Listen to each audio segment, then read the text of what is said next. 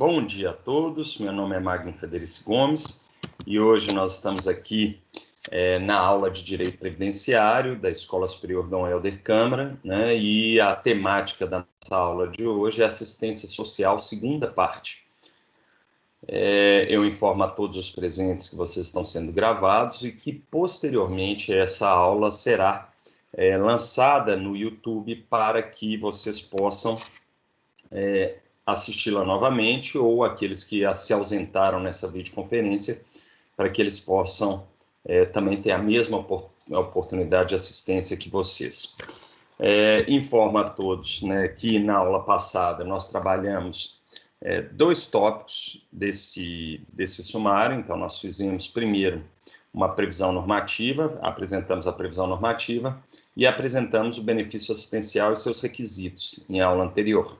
E nessa segunda parte da aula, nós temos a judicialização dos benefícios assistenciais ou dos benefícios de prestação continuada, da LOAS, né, da Lei Orgânica da Assistência Social. O que nós falamos na aula passada? Que nós temos uma previsão normativa de LOAS em dois artigos da Constituição, para falar a verdade, em um só, né, que é o artigo 203, inciso 5 da Constituição, que prevê o benefício assistencial, mas quando a gente fala de assistência social, ela está prevista dentro da ordem constitucional, naquele sistema beveridiano, né, de seguridade social, ou seja, que nós temos a saúde não contributiva, a assistência social não contributiva, e, por fim, nós temos a previdência social com caráter contributivo, mas todas a partir de um princípio de universalidade que será tratado na segunda parte da aula de hoje. Além disso, nós falamos que, além do artigo 203, nós temos o artigo 204 da Constituição, que apresenta regras gerais de financiamento da assistência social. E aí nós falamos que a regulamentação desses dois artigos, do artigo 203 e 204 da Constituição, se deu por meio da Lei Orgânica da Assistência Social, a LOAS, né, que é a Lei 8.742 de 1993. Então, a gente sabe que os objetivos da assistência social são muito mais amplos do que o mero pagamento do benefício assistencial, né, porque envolve a integração de deficientes no mercado de trabalho, a integração de população carente no mercado de trabalho, um auxílio à família em geral, né, aos idosos. E, a partir disso, nós fizemos um panorama breve, né, sobre a Lei Orgânica da Assistência Social. Então, nós abrimos, mostramos que lá os artigos 1º, 2º, eles repetem os dispositivos constitucionais. Né? Depois de repetirem os dispositivos constitucionais, nós falamos do Sistema Único, né, de Assistência Social. E aí nós falamos das atribuições administrativas da União, dos estados, do Distrito Federal e de seus municípios, e dos municípios em matéria de assistência social. Falamos ainda, né, do locus normativo do benefício assistencial, que é o artigo 20 da lei, 8.742, e ainda falamos, né, de alguns programas adicionais relacionados com assistência social. Né? Então, falamos de vários programas. E muito importante que nós demonstramos a isenção tributária, né, de contribuições sociais daquelas associações beneficentes de assistência social, né, porque a finalidade dessa associação beneficente, ela se confunde com a própria assistência social, e a partir dessa ideia de confusão, se houvesse uma tributação plena dessas entidades, automaticamente nós estaríamos retirando dinheiro para o custeio da Seguridade Social, com o objetivo de arcar com a própria Seguridade Social. Então, o legislador previu essa isenção, né, e a partir dessa isenção, que está regulamentada no artigo 3º da LOAS, nós vimos essa dispensa de contribuições sociais por parte dessas associações. Além disso, nós mostramos na aula passada que existem os conselhos. Então nós temos o Conselho Nacional de Assistência Social, né, previsto, com composição prevista na LOAS, e ainda tivemos as atribuições desse Conselho Nacional também previstas na lei. E aí nós temos todos os conselhos deliberativos em matéria de assistência social. Depois disso, nós entramos no benefício assistencial e seus requisitos. E quando nós falamos desse benefício assistencial, nós falamos que ele tem vários nomes, né? A lei chama ele de BPC, benefício de prestação continuada, a doutrina chama de benefício assistencial, e na prática a gente chama de benefício LOAS, né? Porque é aquele benefício da Lei Orgânica da Assistência Social. Nós falamos que esse benefício assistencial, ele envolve o pagamento indeterminado, ou seja, de prestação continuada do valor de um salário mínimo mensal para o seu beneficiário. Falamos que é um benefício personalíssimo, então que ele não se transfere a título de pensão por morte para o conjunto de dependentes, tá? Porque é somente aquele beneficiário que tem o direito ao percebimento, ao recebimento do benefício assistencial.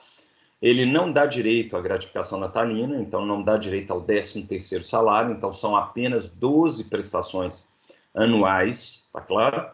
E falamos que ele, em regra geral, ele não é cumulável com outro benefício previdenciário, né, com o seguro-desemprego e com outras prestações. Tá claro, senhores?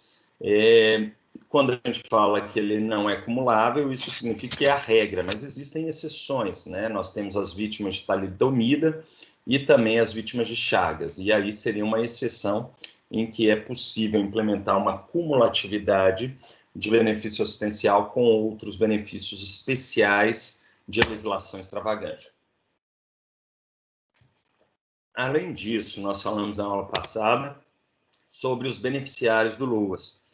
E aí falamos primeiro que é o idoso, seja ele homem ou mulher, então independentemente de gênero, desde que ele tenha mais de 65 anos de idade. Então, o requisito etário é essencial, tá? Não são 60 anos, são 65 anos de idade. Tudo bem? E ainda falamos do deficiente de longo prazo. Então, quando a gente fala de deficiente de longo prazo, nós estamos falando que é uma deficiência não arrolada em lei, então isso envolve uma interpretação não taxativa, então podem ter outros casos, e existem alguns casos de concessão de LOAS para algumas determinadas doenças que não seriam propriamente dito umas deficiências mentais, né, mas que é aquela deficiência que afasta a pessoa do convívio social por um período superior a 2 anos, né? Então, isso é importante. Então, a partir dessa ideia de deficiente de longo prazo, nós temos os beneficiários, e os beneficiários não eximem de um outro requisito legal. E o outro requisito legal é que a família não possa manter essa pessoa, porque ela está numa situação de miserabilidade. Então, a família, o conjunto da família inteiro está em situação de miserabilidade. Falamos que o Supremo Tribunal Federal estabeleceu o requisito de miserabilidade em julgamento de recurso extraordinário com repercussão geral declarada, e aí demonstramos para vocês que essa situação de miserabilidade ela deve ser analisada caso a caso na concretude da norma, por meio de perícia judicial de assistência social. Além disso, falamos então que o Supremo ele não chegou a se manifestar sobre o valor, o que seria considerado para a lei como requisito de miserabilidade, e aí nós tivemos um problema administrativo muito sério, porque o INSS não conseguia implementar o benefício sem um critério objetivo, né? E isso aumentou a judicialização de ações relacionadas com LOAS.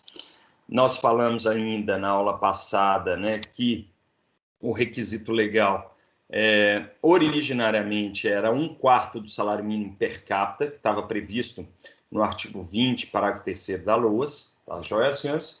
Com renda inferior a 1/4 do salário mínimo per capita, mas a jurisprudência já aceitava igual ou inferior a 1/4 do salário mínimo, então nós tínhamos alta litigiosidade nisso.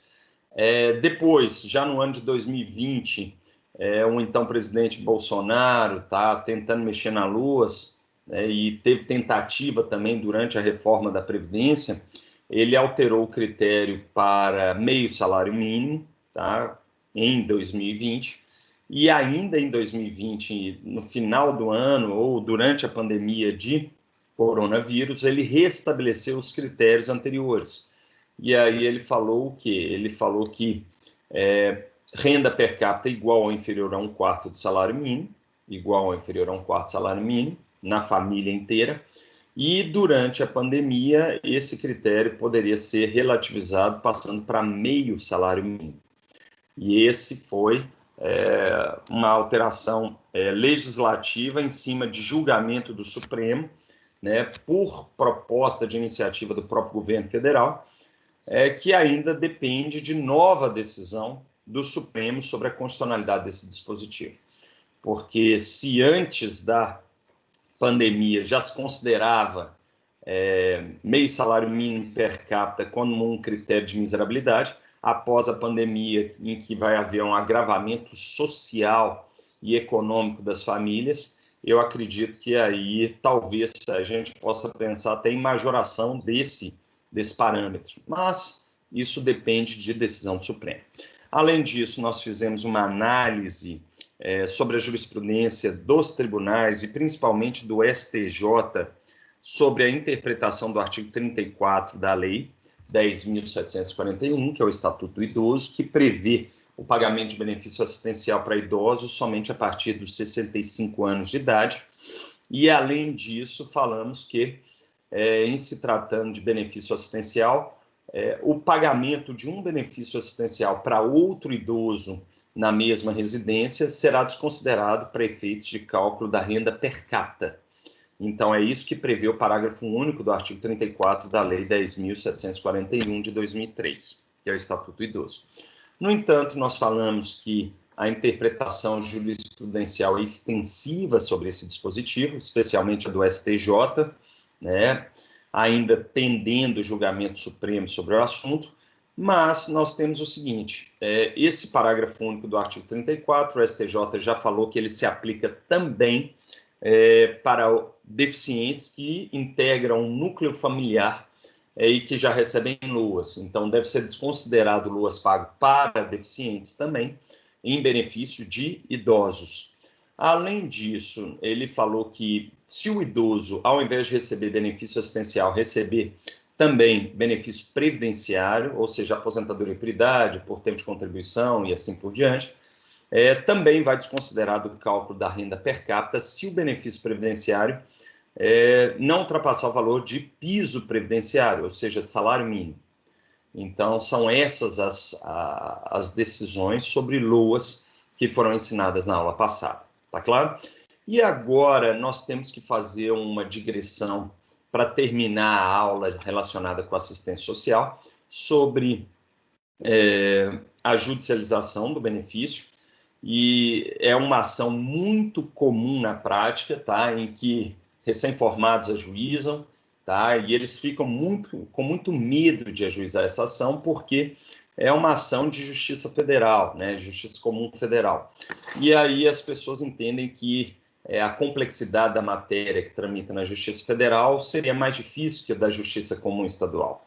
E o que é um grande engano, porque a Justiça Federal tem matérias complexas relacionadas com direito tributário, direito administrativo, inclusive direito previdenciário, mas também tem matérias mais simples. E dentro dessas matérias mais simples, nós poderíamos arrolar tanto o benefício assistencial, quanto também as matérias de judicialização à saúde, né, que também tramitam na Justiça Comum Estadual. Né?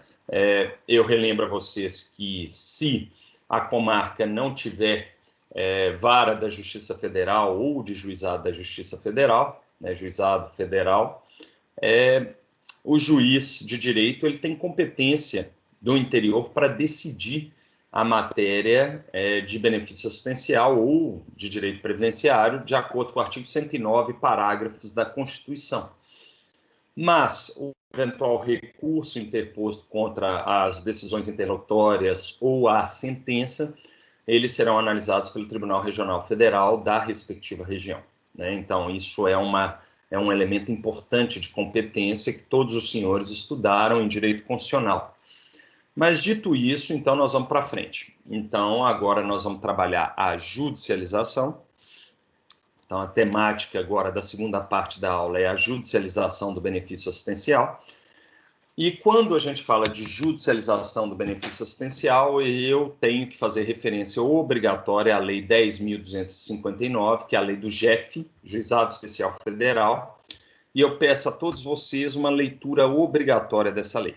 Além da leitura obrigatória, porque é uma lei pequena, nós estamos falando de uma lei de, no máximo, 30 artigos, né, que ela se aplica subsidiariamente não, ela aplica com complementação da Lei 9.099, que é a Lei dos Juizados Especiais normais, gerais, e, por fim, faltando regra na 9.099, aí vai se aplicar subsidiariamente o Código de Processo Civil.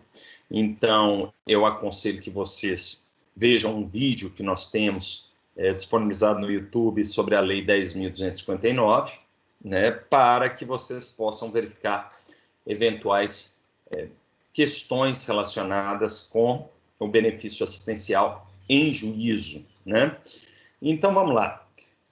Quando nós falamos dessa ação, primeira coisa que vocês têm que saber, essa ação é uma ação cominatória de obrigação de fazer, que é a implementação do benefício por parte da União e do INSS, tá? E daqui a pouco eu vou falar isso para vocês.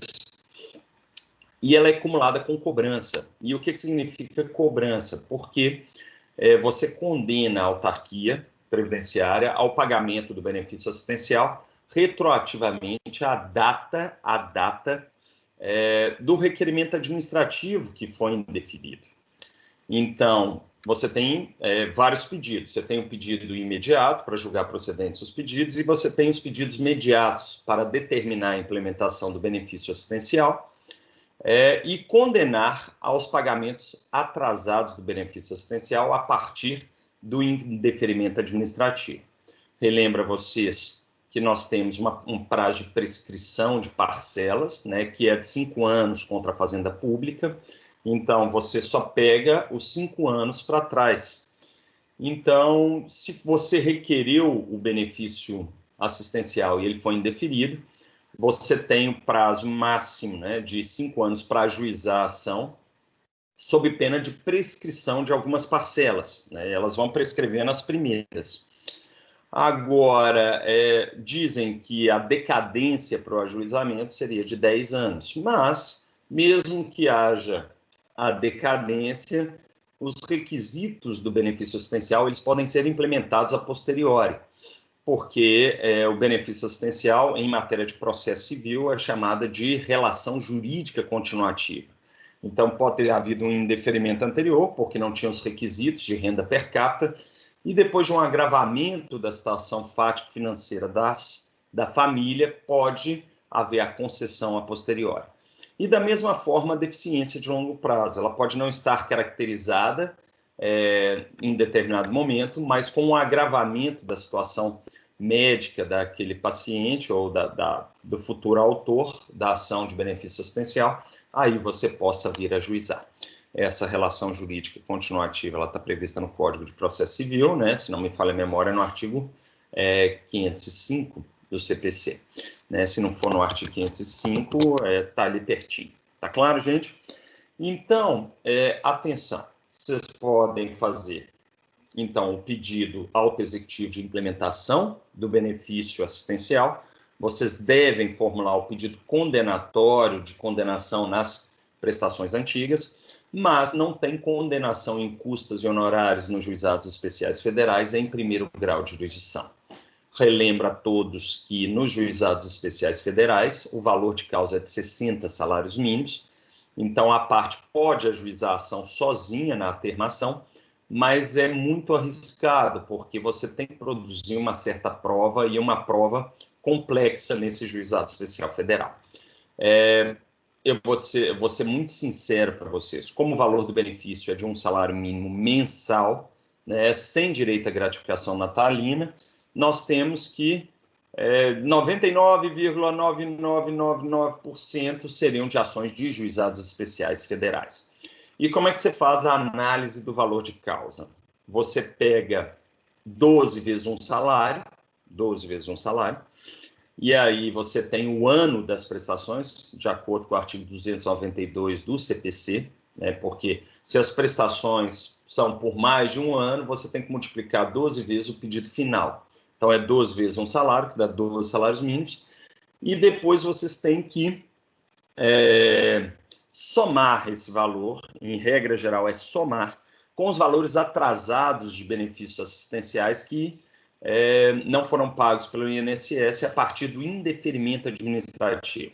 Então, se tem um ano que o INSS indeferiu o benefício assistencial, vocês pegam 12 vezes um salário, mais 12 vezes um salário, totalizaria 24 vezes um salário mínimo, e aí você teria 24 salários mínimos de valor de causa. Para inserir a competência dentro do juizado, então, o que eu estou mostrando aqui para vocês? Que se por acaso o indeferimento foi há 5 anos atrás, então você já tem 60 parcelas de um salário mínimo. 60 parcelas. E a jurisprudência dos TRFs consideraram a competência não por soma, mas por subtração, porque fala que tem que ser considerado o valor dos atrasados e do ano do benefício assistencial. Então, ao invés de jogar 60 salários mínimos mais 12, totalizando 72 salários mínimos, a jurisprudência entendeu por bem subtrair esses valores. Então, como foi 60 por 12, você desconsidera aí, nesse caso, nós teríamos 48 salários mínimos de valor de causa. Né? Isso é um cálculo,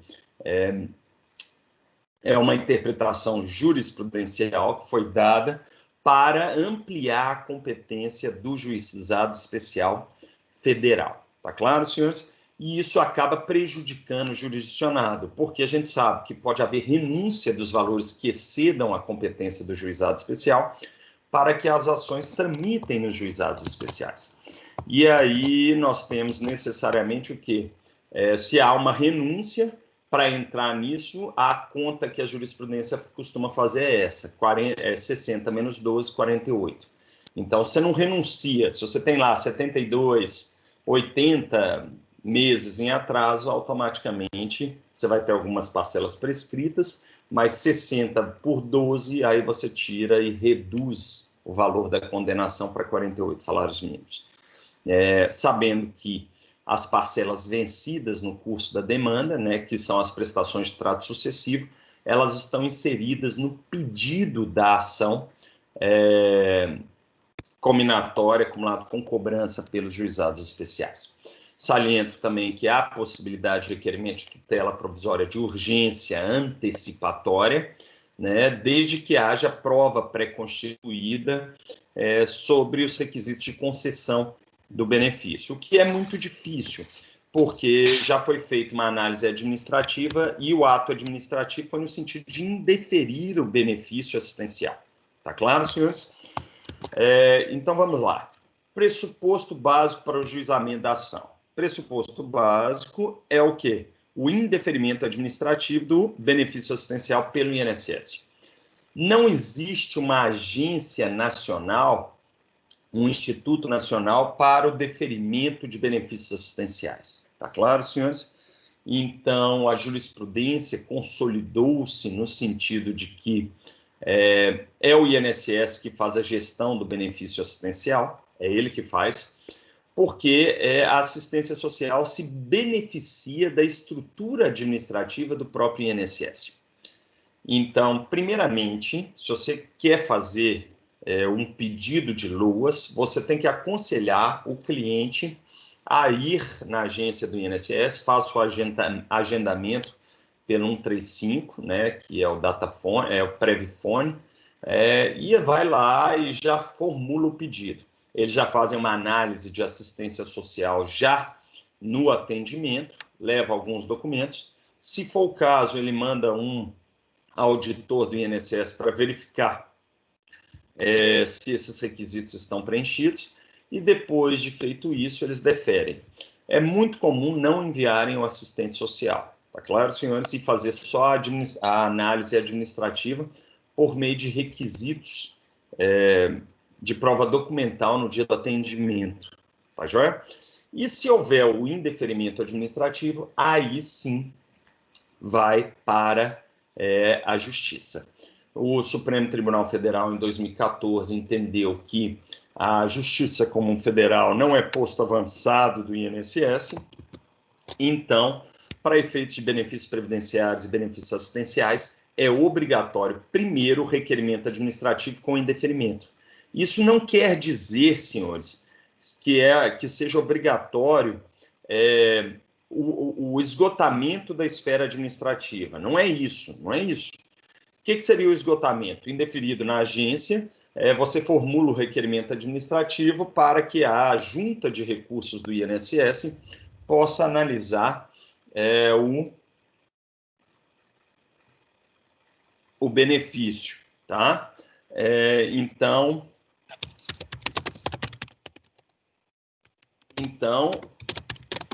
nós temos que essa matéria envolve claramente, primeiro, a provocação da esfera administrativa e depois a provocação da jurisdição, né? O acesso à jurisdição.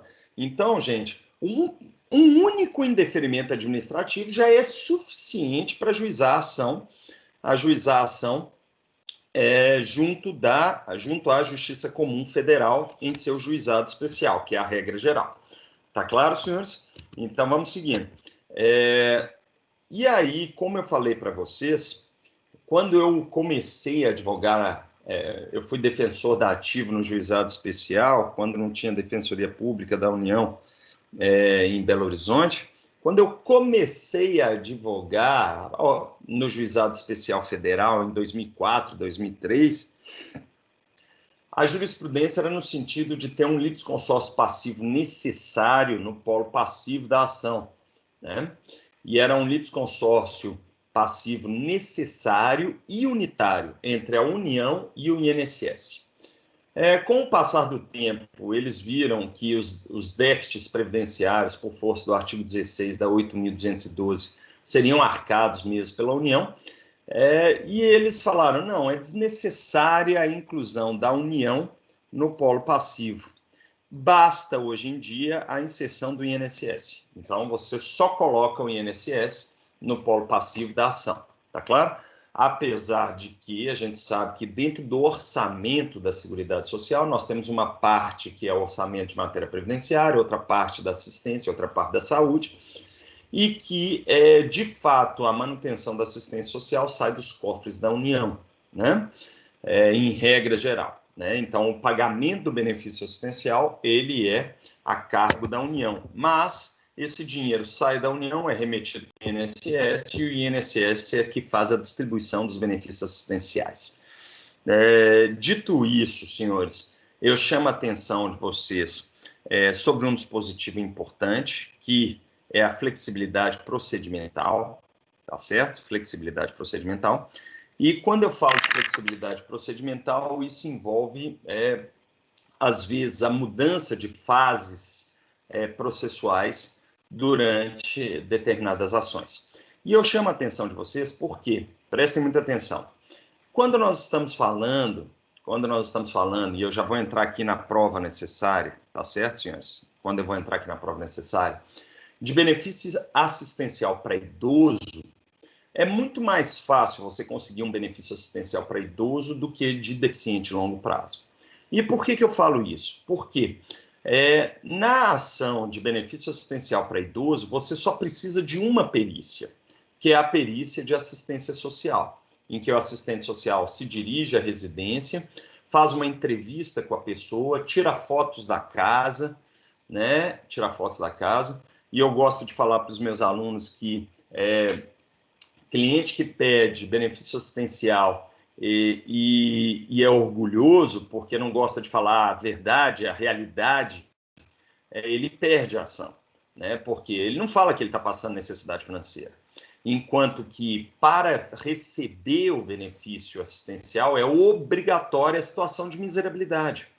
Então, a verificação da perícia de assistência social é a miserabilidade, né? Aquele parâmetro que a lei trouxe novamente de 1/4 de salário mínimo per capita ou 1/2 de salário mínimo per capita, durante a pandemia de Covid. Então, é isso que acontece. Então, se o assistente social chega na residência do autor da ação e verifica que a casa está bem pintada, tem bom acabamento, tem eletrodomésticos de última geração, televisões de 40 polegadas, né? Tem máquinas de lavar novinhas, se está tudo novinho na casa, isso é candidato a perder o benefício assistencial. Tá certo, senhores? Vai ter a improcedência do pedido, porque a perícia de assistência social vai ser desfavorável a ele. Né? Agora, se o assistente social chega na residência, vê a casa sem acabamento, ou seja, no reboco, ou quando tem pintura, está toda mofada a pintura, está descascando, né, por defeitos de construção, tem fissuras na casa, a televisão é uma televisão preto e branco, a pessoa vive numa modéstia muito grande, ou seja, numa austeridade que indica a ausência de recursos financeiros, isso é um laudo favorável, né, de assistência social. Tá bom, senhores? E esse laudo, ele costuma ser feito antes da citação do INSS, porque o INSS, junto à Central de Perícias da Justiça Federal, ele tem peritos do INSS, de assistência social e médicos, que acompanham essa perícia.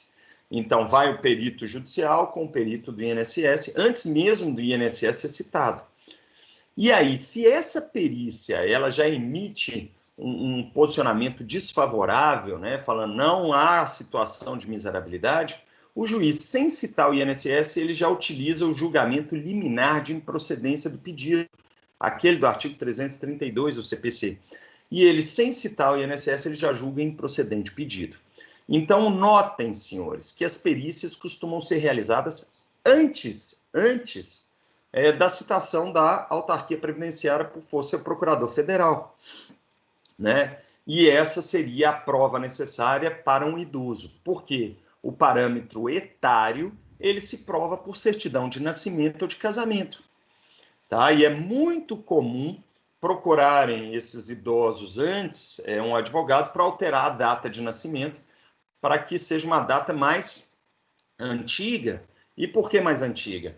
Para conseguir chegar ao requisito de 65 anos. Só que essa ação de retificação de registro público, ela não tramita na Justiça Comum Federal. Ela tramita na Justiça Comum Estadual em várias de registros públicos. Tá claro, senhores? Várias de registros.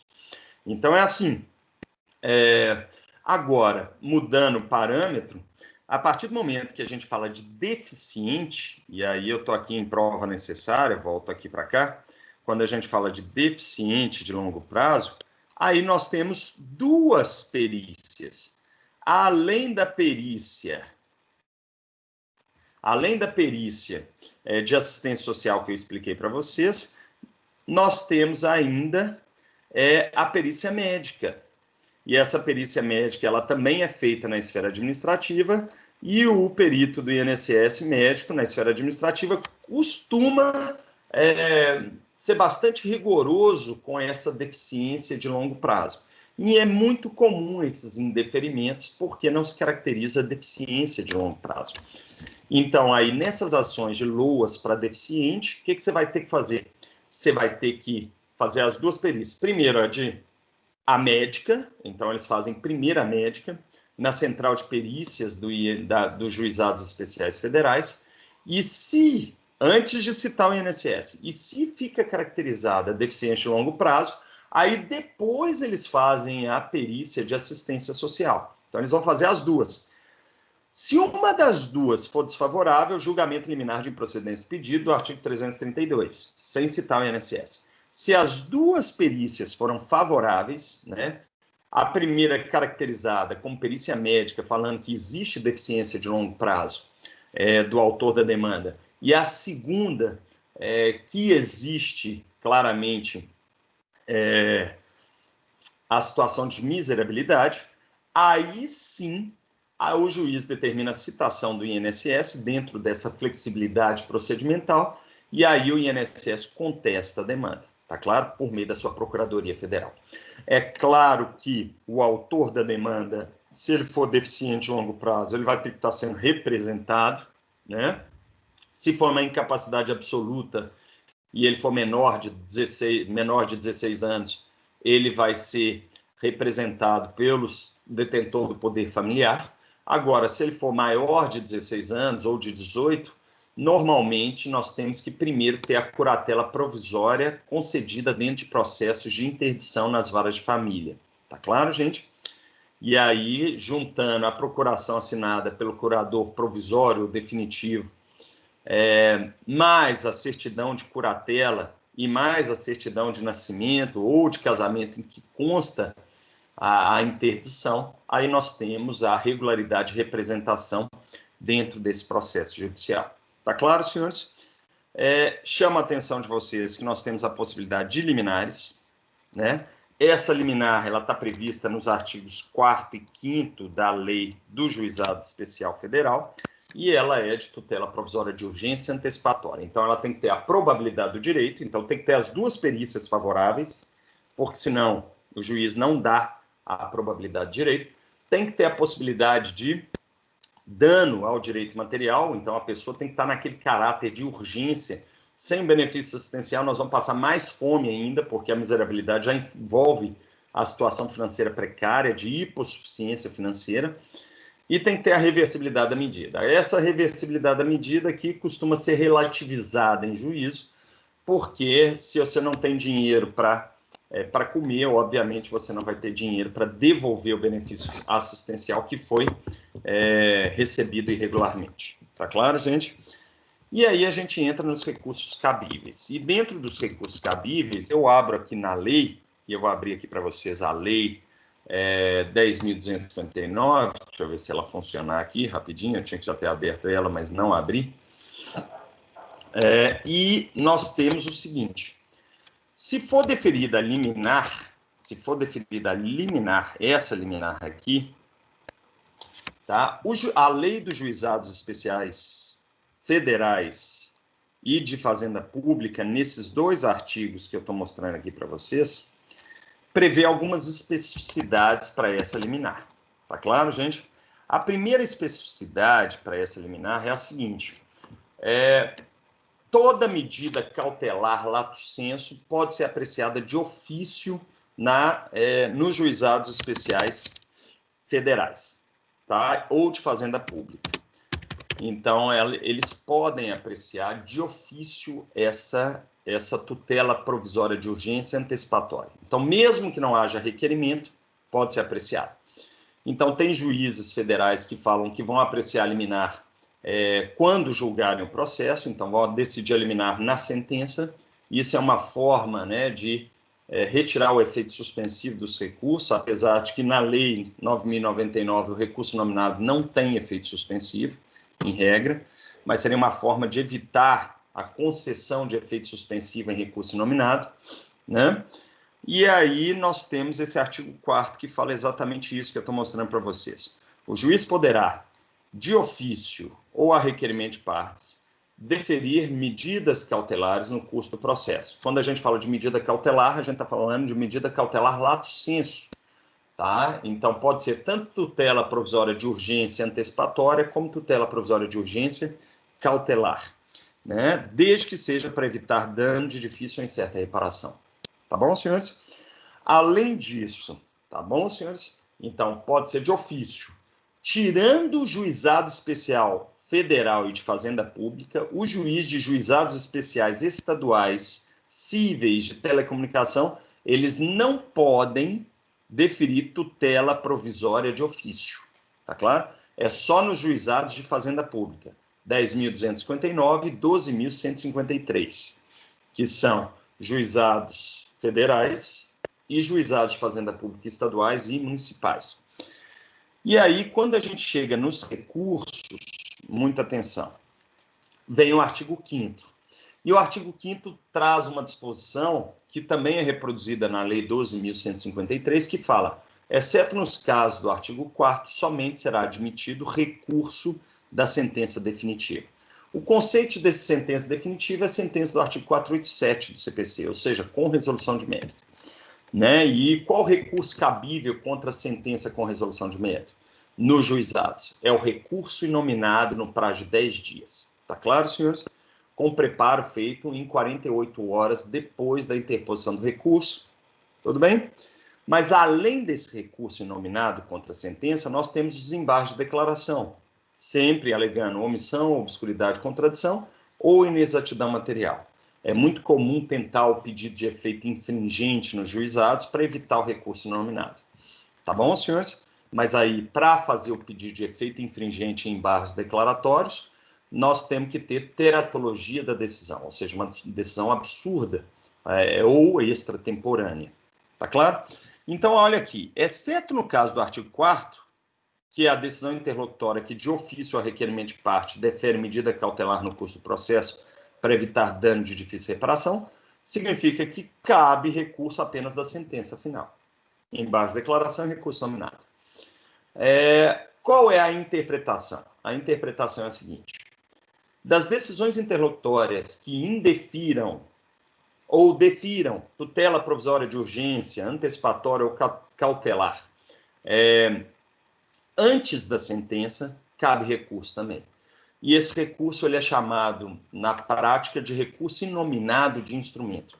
E o recurso inominado de instrumento, ele é interposto no prazo de 10 dias, utilizando-se por base as regras do agravo de instrumento. Então, prazo de 10 dias, mas você interpõe como se fosse um agravo de instrumento. Então, você instrumentaliza o recurso e interpõe ele diretamente na turma recursal dos juizados especiais federais. Tá claro, gente? É isso que nós temos. É isso. Essa é a essência. Tem gente que interpõe agravo de instrumento, tudo bem, ok, tá? Mas lembra todos que o prazo é o prazo do recurso nominado que a gente costuma utilizar para evitar discussões de intempestividade desse recurso inominado de instrumento. Então, era isso que eu tinha que falar para vocês. Nós terminamos aqui os recursos cíveis, os recursos cabíveis, né? E a partir desses recursos cabíveis, eu vou repetir para ficar claro. Das decisões interlocutórias proferidas antes da sentença, sobre tutela provisória de urgência, cabe recurso nominado de instrumento no prazo de 10 dias, com ou sem embargos de declaração prévios.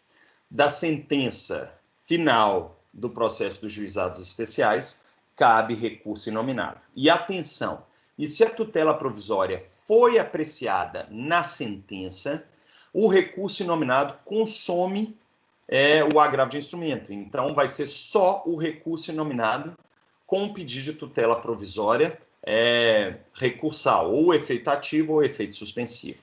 Porque aí a tutela provisória ela passa a ser um capítulo da sentença. Tá claro, gente?